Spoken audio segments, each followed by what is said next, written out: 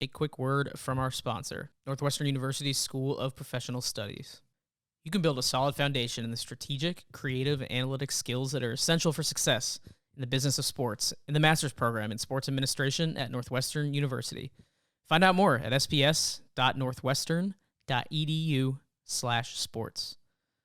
Really good opportunity there for people who are looking to work in the sports industry, maybe work at a place like BTN. Check it out. I am very pleased to be joined by the newest member of the New York Football Giants, former Minnesota Golden Gophers star linebacker Carter Coughlin. Carter, what's up, man?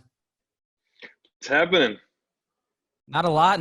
Just kind of a lazy Sunday here in Chicago. Where are you right now? Are you up in Minnesota? I know you're an Eden Prairie guy.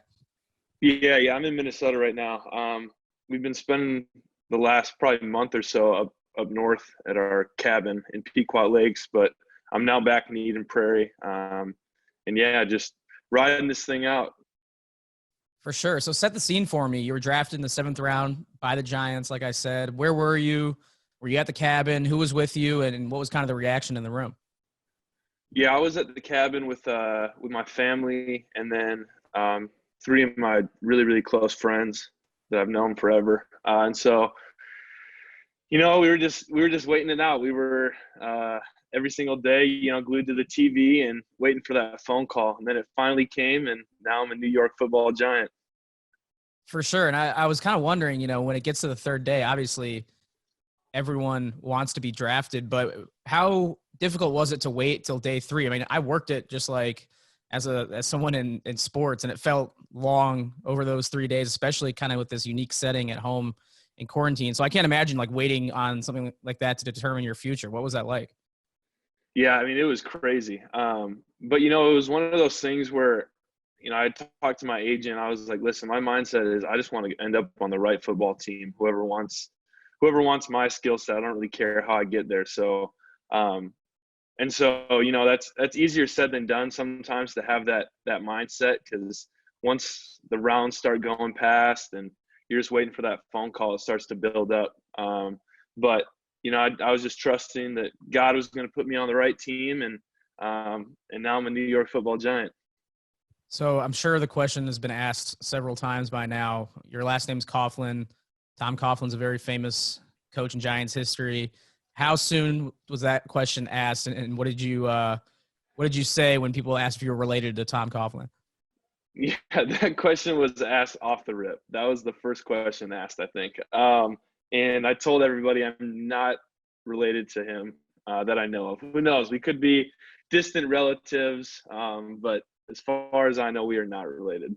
I mean, he did pretty well there. It's not a bad thing to go in there with that last name. So I was looking at the Giants' schedule. You guys, week 8, faced the Tampa Bay Buccaneers, and the reason that game sticks out is because you'll be going against a couple of your old teammates and Antoine Winfield and Tyler Johnson. And the Bucs drafted a ton of Big Ten guys, so they'll be more familiar faces you'll go against. So will there be any like bets or trash talk ahead of that game? Do you guys even say anything yet? Like, did you realize that? Yeah, no, we haven't talked about it yet. I think right now everybody's just trying to make sure that we're in the opportunity to be out there playing against each other, But I'm sure that when that time comes, there's going to be trash talking. There's going to be all that kind of stuff. And I'm super close with Ty and Antoine. So I'd be shocked if there wasn't a bunch of trash talking. Yeah, and I mean, you're familiar with Tampa Stadium. Beat Auburn down there in the Outback Bowl. Awesome game and an awesome outcome for the Big Ten and for Minnesota. What was your sideline reaction to Ty's one-hand catch in that end zone? Watching that from the front row seat you had. Man, that was an unbelievable catch. But the reality is that's Tyler Johnson. I mean, he's that kind of playmaker. So nobody was surprised, but the sideline was going crazy after he caught that one. You had an unbelievable year, obviously, for your senior year, and so many moments, I'm sure, led up to your kind of culmination season there. If you could rank maybe 2 or 3 of your best moments, it could be a personal play or it could be something that the entire team went through. Give me a few off the top of your head from what was a special season for Minnesota. I'd say off the top of my head, I can't get the Penn State win out of my mind. You know what I mean? Like I can vision it right now. That's what I dreamed of the University of Minnesota being like. That's what I dreamed of the fans being like, and winning big games like that, having people rush the field. You know, that was what I dreamed of when I was a little kid. You know what I mean? So, and so without a doubt, that was one of my greatest memories of college. But you know, something not so. I mean, yes, football related, but not in that way. My roommate Clay Geary was a walk on, and last summer we were at a Twins game, and we got to throw the first pitch, me and my roommates, and then Clay got a scholarship during that. And so that's another memory that's so deep and so real for me, because Clay's one of my best friends. He was up there when I got drafted, and so just, you know, stuff like that. Like as cool as some of the on-field stuff is, there was some incredible off-the-field stuff too that was really special. Yeah, thanks for reminding me about that. Clay's actually been on the show. I talked to him in Minneapolis during like our bus tour stop, and that was right after he had gotten that scholarship at the Twins game. So we went over that. He's a great dude. Yeah. And you bring up Penn State. Obviously, that was kind of the one of the peaks of your season. Another current teammate, or future teammate, I guess, since you guys haven't all linked up yet, but it's Saquon Barkley, big Penn State guy, obviously. And I hate to bring it up, I think it was probably your freshman year. He walked it off against you. So when you see him, you at least have that comeback now that you guys got Penn State back in your senior year. Yeah, without a doubt. And Cam Brown too. He's a linebacker with me, and so I've been able to get to know him and connect up with him as we've been doing these virtual meetings and stuff like that. So I got a couple Penn State guys part of the New York Football Giants. You got indefinite bragging rights now for sure. Yeah, no doubt.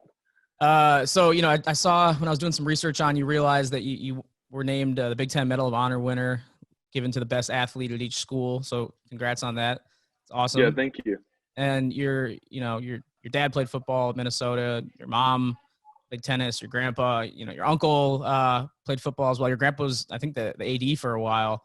And you're like the ultimate legacy student. So who would have given you the most crap out of your family if you didn't end up in Minnesota? Probably grandpa, honestly.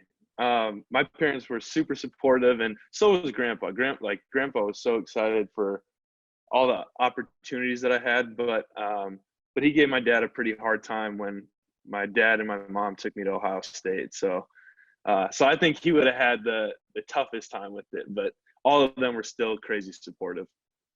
Yeah, you mentioned, I saw in some articles over the years how like there'd be in the history of Minnesota football, and you're well rounded in that history, there'd be like a glimmer or a quick peak, and then the program would kind of slide and hit a rough patch again.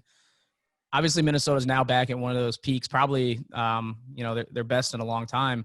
Why do you think this time will be different and that it'll be able to sustain under what Coach Fleck's built there?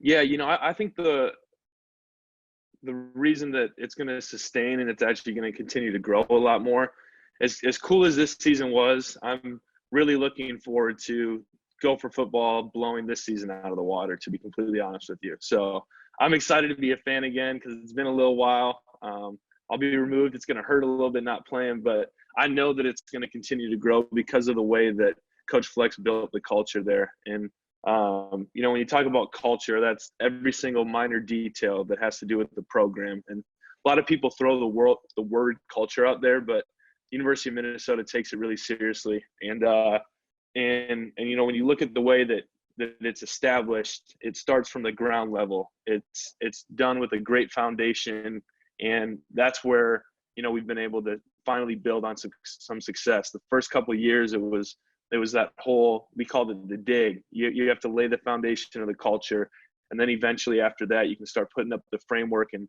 see the fruits of the labor. And so that's what I think people got to see this year, even though we knew it was coming. And it's going to continue to grow even bigger. It's so true, you guys at Minnesota take it seriously, in the culture that Fleck has instilled there. Like, that's one of the things that stands out when you go on campus and talking to the guys. Like, everyone's bought in, the slogans on the walls and everything that goes into it. I'm curious, when Fleck started and when you were in that dig phase of it, did anyone not buy in? Were there people who thought it was kind of corny, the whole, Fleck's just different approach to it? What was that like when he was trying to overhaul things? Yeah, there's 100% a lack of buy-in, and that's what happens anytime you get a new coaching staff. You have all these relationships. The coaches leave, and you have to build new relationships. And Coach Fleck always said, like, you guys didn't choose me, I chose you. And so like Coach Fleck comes in talking about row the boat, and it's like, what does that even mean? And in terms of the buy-in, it took a little bit, because it's something that you can fake it until you make it, but eventually it got to the point where if you weren't bought in, you just stuck out on our team. And that's where we had some turnover in terms of guys on the roster and stuff like that, guys leaving the program. But eventually it got to the point where everybody was bought in, and then we could finally start, really, really building the program. And so, but to be completely honest with you, it wasn't something that I just jumped into. I was like, yeah, let's do this thing. Like it took a little while. It took a while to understand why Coach Fleck does it the way that he does, why the foundation is so important, why the culture is so important. And as you can see, it all pans out, and it really is important.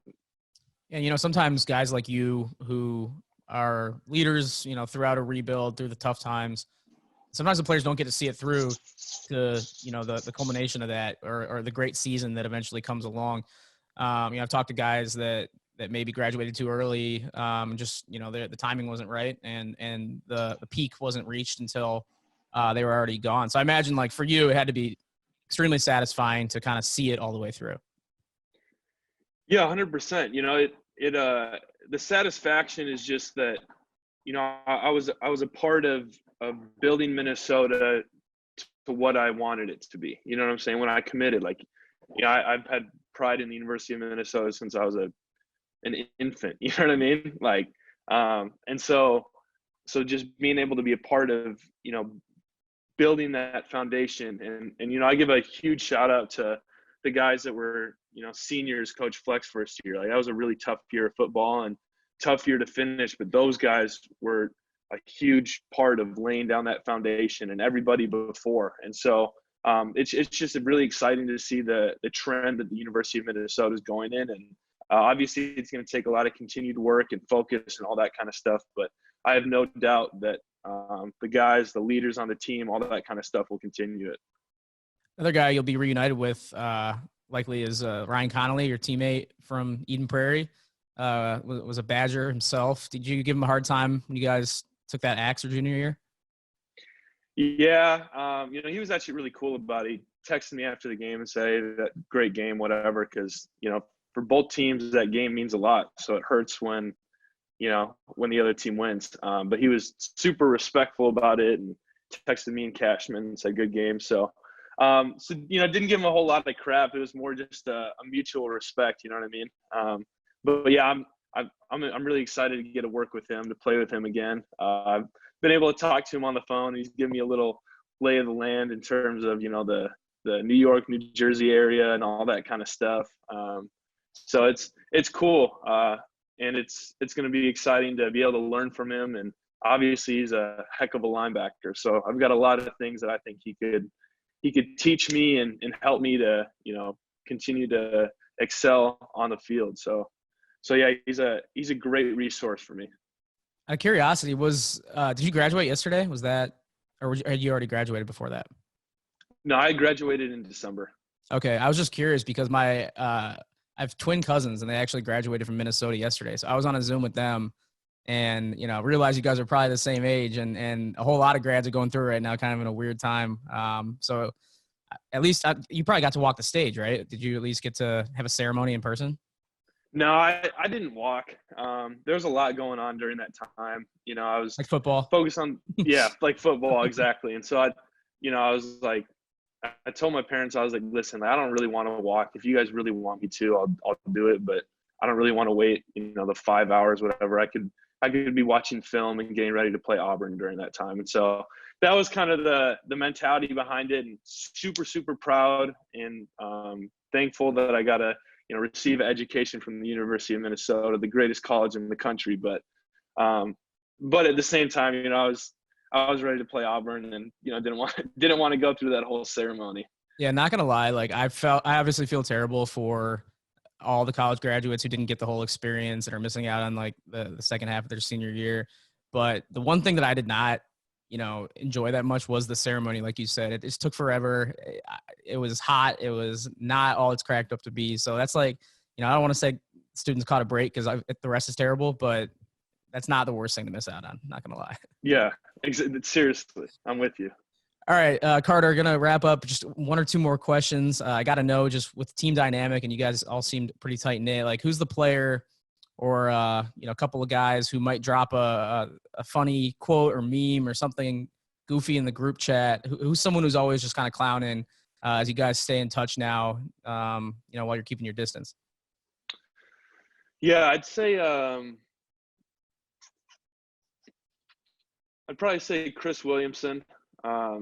We've got a group chat that we've been talking in, and Chris is a funny dude. He's got a big personality. He's always smiling, joking around, and Coach Fleck would definitely echo that too. I mean, Chris was one person that could get Coach Fleck to laugh. So, he's been clowning around quite a bit, and then in the D-line group chat, probably my boy Rashad Cheney, who's still there, and Tayon Devers. They go back and forth with each other, giving each other a bunch of crap. So the group chats during this time are still popping off. That's for sure. All right, what are you doing besides football during quarantine? Besides hanging out at the cabin, you a big TV show guy? What do you got going on?